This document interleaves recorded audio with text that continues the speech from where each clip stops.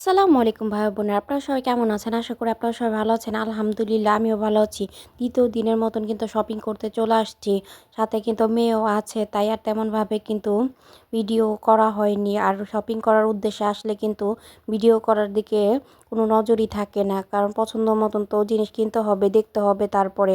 আর এদিকে শপিং করার পরে কিন্তু মেয়ে এখানে ছিল কেক খাবে, কারণ আজকে কিন্তু ও দুপুরেও কেক খেয়েছে, এখন রাত্রেবেলাও কেক খাবে। বাসায় যাওয়ার পরে কিন্তু ওকে তেমন কিছু খাওয়াইতেও পারি নাই আমি, কারণ কেক ওর এত পছন্দই। আর কেকটাও না, কেক না খেলে তো ওর ভালোই লাগে না। আর ও এখানে লায়ন মার্কেটে সামনে আসলে ও কেক টাউনের কথা মনে করে, এমনকি ওর কেক কিনে দিতে হয় বসে খেয়ে, তারপরেই বাসায় যায়। কেকের দোকানটা বলতে পারেন এখানে নতুন, তার আগে কিন্তু আমরা ওই পারে যেও কিন্তু এই কেকের দোকান থেকে কেক খেয়েছি। কেক টাউন মানেই কিন্তু আপনাকে বাচ্চাদের কিন্তু ফ্যামিলি সবার জন্য এখান থেকে কেক নিয়ে বার্থডে সেলিব্রেশনও করতে পারেন, কারণ এখানকার কেক খাওয়ার পরে তেমন একটা খারাপও লাগে না। আর এখানে বিভিন্ন ধরনের ফ্লেভারের কেকের মধ্যে বিভিন্ন ধরনের সুগার কিন্তু ব্যবহার করে থাকে কম বেশি করে, তাই বেশি ভালো লাগে। আর এখানে যে কেকটা নিয়ে বসছে মাইশা খাওয়ার জন্য, এই কেকটা কিন্তু খেতে যেমন মজা আর সুগারের পরিমাণটা কিন্তু আমার কাছে বেশ ভালো লাগে।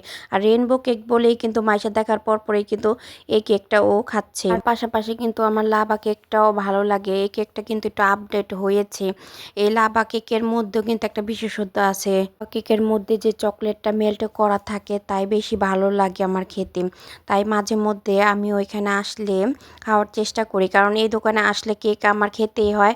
খাওয়ার পরে বেশ রিফ্রেশিং পাই আমি মনের থেকে। তো এখানে কেকের এখানে সস দিয়ে নাকি খাচ্ছে বলতেছিল, কারণ দুই ধরনের কেকই কিন্তু দিয়ে একসঙ্গে খেয়ে দেখবে তার কাছে কেমন লাগে। দুই ধরনের কেকই কিন্তু দুই ধরনের টেস্ট পাওয়া যাচ্ছিল, কিন্তু একসঙ্গে খাওয়ার পরে নাকি ওর কাছে ভালোই লাগছে।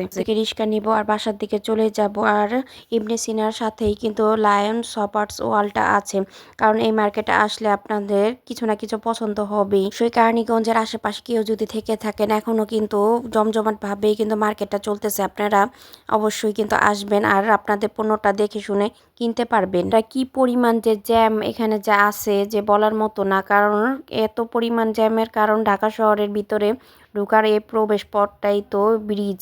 এই কদমতলী ব্রিজ দিয়েই তো প্রবেশ করতে হয় শহরের দিকে। সবাই তো আর নদী পথটাকে বেছে নেয় না, কারণ আমাদের কিন্তু নৌকাটা পার হলেই কিন্তু আমরা হ্যাপার বলি যাওয়া যায়। এবার কিন্তু মনে হয়েছিল বাসা থেকে বের হওয়ার পরেই কিন্তু কেরানীগঞ্জটা খুব সুন্দর করে সাজিয়েছিল, বিশেষ করে দোকানপাটগুলি কিভাবে লাইটিং করেছে, কিভাবে গুছিয়ে সাজাচ্ছে যে দেখলেও চোখটা জুড়িয়ে যায়। আর দেখলে যেমন মনটা ভালো হয়, বেশ ভালো প্রোডাক্ট দিয়েই কিন্তু খাবার দোকানগুলো সাজিয়েছে। গলিতে কোনো অন্ধকারই দেখতে পাবে না, রাস্তাঘাটে কিন্তু খুব সুন্দর করে সাজিয়েছে। মহল্লার মানুষটাই কিন্তু তারা একসঙ্গে এই টাকা দিয়ে নাকি কিভাবে যেন সাজায়, আর বেশ ভালো লাগে। বেশ কিছু দিনই কিন্তু এই লাইটিংগুলি থাকে, তাই আরো বের হলে কোনো ভয় লাগে না রাস্তাঘাটে। যখন গভীর রাত হয় তখন কিন্তু আরো বেশি ভালো লাগে। আমাদের কিন্তু জ্যামে ছাড়তেছিল না, যে রাস্তা দিয়ে কখনো যাওয়া হয় না আজকে কিন্তু ঠিক ওই রাস্তা দিয়ে যাওয়া হয়েছে। আর জ্যাম তো থাকবে, ঈদ বলে কথা। আর এদিকে কিন্তু ঈদের মধ্যে আসলে সবাই কিন্তু রাতের বেলা বের হয় শপিং করার জন্য, বেশিরভাগ দেখলাম। মানে খুশি, ঈদ মানে আনন্দ। আর এই ঈদটাকে কিন্তু সবাই ভাগাভাগি করে নেওয়ার জন্যই কিন্তু এত কিছু সবাই করে। সবাইকে ঈদ উল ফিতরের সবাইকে শুভেচ্ছা, সবাইকে জানাই ঈদ মোবারক। সবাই যে যেখানে থাকেন না কেন সবার জন্য দোয়া অবশ্যই করবে। আমার কিন্তু রোজাগুলি বেশ ভালোভাবেই কাটলো। আর আমার কাছে মনে হয় 1 মাস কেন 2 মাস রোজা থাকলে বেশ ভালো লাগবে, কারণ এই দিনে মনে করি সবাই মন মানসিকতা খুব ভালো থাকে, কেন নাকি বন্দি থাকে। ভিডিওটা এই পর্যন্তই। পরবর্তী ভিডিও দেখার জন্য সাবস্ক্রাইব করুন। আল্লাহ হাফেজ।